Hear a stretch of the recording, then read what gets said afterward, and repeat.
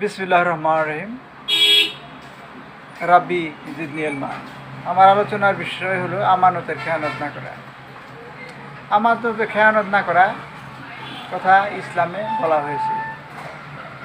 সূরা নিসার ৮৫ আয়াতে বলছে, নিশ্চয় আল্লাহ তোমাদেরকে নির্দেশ দিচ্ছে যে তোমরা আমানতকে তার হকদার নিকট বুঝিয়ে দাও।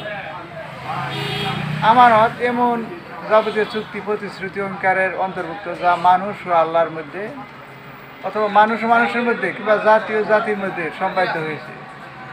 মুমিনের বৈশিষ্ট্য হচ্ছে সে কখনো আমানতের খেয়ানত করে না এবং কখনো নিজের চুক্তি ও অঙ্গীকার ভঙ্গ করে না।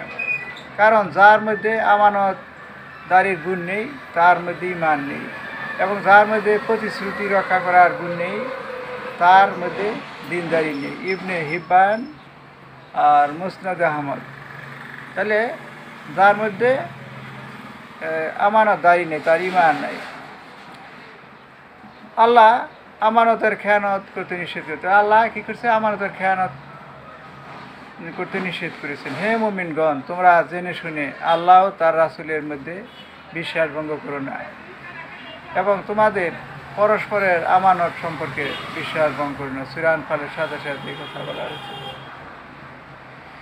সূরা বাকারা ২৮৩ আয়াতে বলা হয়েছে, যদি তোমরা পরস্পরের প্রতি বিশ্বাসী হও তবে যার কাছে আমানত রাখা হয় সে যেন তা ফিরিয়ে দেয় এবং তার রবকে ভয় করে। সূরা বাকারা।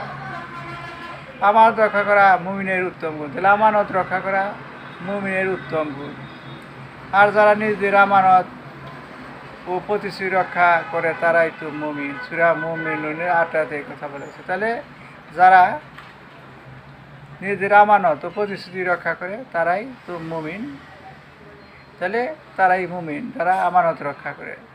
আজকাল সমাজে দেখা যায় অনেকে আমানত রক্ষা করে না। আমানত রক্ষা না করলেও কিয়ামতের লক্ষণ। কিয়ামতের আগে মানুষ আমানত রক্ষা করবে না, খেয়ানত করবে এবং তারা চুক্তি করবে, সেই চুক্তি ভঙ্গ করবে। তাই প্রত্যেকের উচিত যাতে আমানতের খেয়ানত না করা এবং চুক্তি অনুযায়ী কাজ করা এবং আমানত হকদারের নিকট পৌঁছে দেওয়া, এবং যে আমানত বা যে আমানতের খেয়ানত করে তার ঈমান নাই, এ ব্যাপারে ইসলাম বলা হয়েছে। তাহলে এবং তার দিনদারিও নাই যে আমানতের খেয়ানত করে। তাই সে ব্যাপারে সবার লক্ষ্য রাখতে হবে। আমানতের খেয়ানত করা যাবে না, এই ব্যাপারে সবাই সতর্ক থাকতে হবে। এই বলে আমার আলোচনা শেষ করছি। আসসালামু আলাইকুম রহমতুল্লাহ।